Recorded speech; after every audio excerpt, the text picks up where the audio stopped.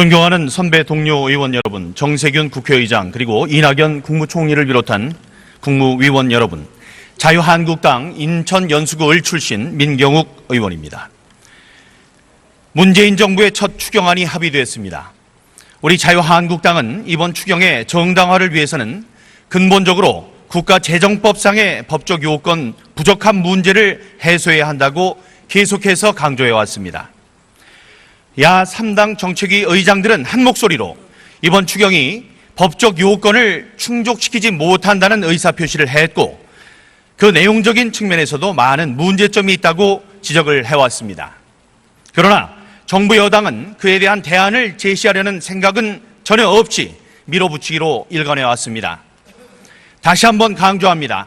이번 추경은 국가재정법상 추경 요건에 해당하지 않습니다. 또한 일자리 추경이라고는 하지만 지속성 없는 알바 추경에 불과합니다. 공무원 확충으로 만들어지는 국가 채무 부담을 국민에게 전가시키는 무책임한 추경입니다. 로드맵도 없이 국민에게 영구적인 부담을 주는 공무원 1만 2천 명 증원을 요구한 세금 내서 공무원 늘리는 추경이었습니다. 향후 수백조 원을 미래 세대의 빚으로 떠넘기는 공무원 증원을 문재인 대통령 당선 축하로 선물하는 것에 절대로 동의할 수 없습니다. 그래서 어제 열린 여야 4당 예결위 간사회동에서 공무원 수를 인천공항 인력 충원 등 1,000명 이하로 줄이기로 철석같이 합의했는데 두 야당이 갑자기 일정을 바꿨습니다. 이러니 여당 이중대라는 얘기가 나오는 겁니다. 이 사실도 기록을 위해 또 국민들께 알려드리기 위해 말씀드립니다. 우리 자유한국당은 청년 일자리를 늘리기 위한 예산안이라는 정부 여당의 말을 믿고 싶어서 백보양보해서 예산안 심의에 참여했습니다. 그리고 내심 여당이 공무원 수를 늘린다는데 그 수를 심의 과정에서 줄인다면 역사와 미래 세대에 끼칠 여당의 돌이킬 수 없는 실수의 총량을 줄여줄 수 있을 거라는 생각이 있었습니다. 그러나 심의 과정에서 느낀 것은 좌절감이었습니다. 근본 추경 예산은 일자리 개수 늘리기에 급급한 나머지 직접 일자리 창출용으로 3, 4개월짜리 한시적 일자리 사업을 대폭 늘린 것에 불과합니다. 지난 정권에서 추진한 시간제 일자리 사업이 양질의 일자리가 아니라며 시종 일관 비판해왔던 민주당의 이중적 태도에 경악을 금할 수 없습니다. 일자리 만들기에는 왕도가 없습니다. 고통 분담 없는 일자리 창출은 사상 누각일 뿐입니다. 독일의 게르하르트 슈레더 총리는 2000년대 초반 스스로 뼈를 깎는 하르츠 개혁을 통해 경제를 부활시켰습니다. 좌파 정부임에도 정권을 잃어버릴 각오를 하고 근로자의 희생과 고통 분담을 요구한 끝에 독일 경제를 다시금 반석 위에 올려놓았습니다. 문재인 정부의 일자리 추경은 요행히 잘 거친 세금을 투입해서 공무원을 늘리겠다는 것입니다. 슈레더처럼 몸을 던지는 치열한 개혁 정신은 찾아보기 힘듭니다.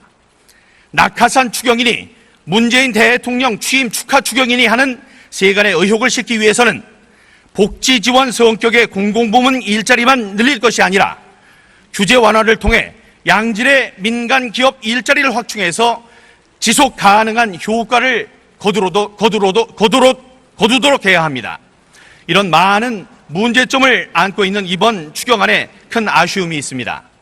앞으로 있을 본 예산 심사에서는 더욱 철저한 현미경 검증으로 진짜 국민들에게 필요한 예산을 편성하도록 저부터 노력할 것입니다. 여당도 진정성 있는 협치 정신을 발휘해 줄 것을 간절히 부탁합니다. 경청해 주셔서 감사합니다. 네, 민경욱 의원 수고하셨습니다. 존경하는 국민 여러분, 동료 국회의원 여러분, 저는 이 자리에 추경안에 대한 반대 토론을 하기 위해서 선 자유한국당 전희경 의원입니다. 문재인 정부는 기어이 사회주의 호를 타려는 것입니까? 민간과 시장이 아닌 정부가 경제를 계획하고 규제하고 일자리도 정부가 만들고 사회적으로 중요한 문제라고 하면 정부가 국가가 나서서 직접 실행자가 되겠다고 하는 게 사회주의가 아니면 무엇입니까? 대한민국 국회가 우리 국회의원들도 모르게 개헌이라도 해서 시장경제 체제를 무시하고 사회주의 계획경제라도 하겠다고 결정 난 것입니까? 누가 우리에게 그런 권한과 권리를 부여했습니까? 국회에서 통과된 적이나 있습니까? 이번 추경의 핵심이 무엇입니까? 무엇이라고 국민들께 설명드렸습니까? 일자리 추경이라고 하지 않았습니까? 일자리 추경 본질을 들여다보니 한심하기 짝이 없습니다.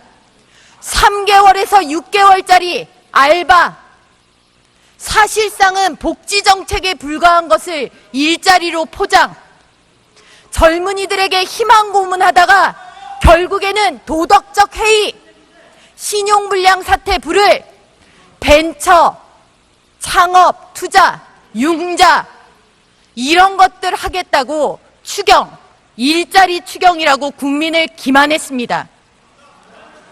이뿐입니까? 주먹구구식 계산, 주고받기식 타협, 야합 이런 것들을 통해서 일자리의 숫자가 줄어들고 이것만이라도 체면치레로 해달라는 그런 식의 협잡이 어떻게 국회에서 이루어질 수가 있습니까? 대한민국 국민들은 국가주도 계획경제, 그것이 불러오는 비극이 어떤지를 여러 나라의 사례를 통해서 이미 알고 있습니다. 우리는 그 배에 타고 싶지 않습니다. 더더군다나 우리의 미래 세대를 그 배에 태울 수는 더더욱 없는 일입니다. 기획재정부도 부끄러운지 아셔야 합니다. 국민들은 그동안 기획재정부를 국가 재정의 수호자, 국가 곳간 지킴이로 인정하고 존중했습니다. 정부가 확대 정책을 필 때도 그것은 안 된다고 막는 직업 관료들의 철저한 전문성과 처절한 국가관을 신뢰했습니다. 이 추경안이 과연 기획재정부에서 보기에도 국민들 앞에 내어놓을 수 있는 추경안인지 반문해야 합니다. 공무원이 무엇입니까? 공무원이 무엇입니까?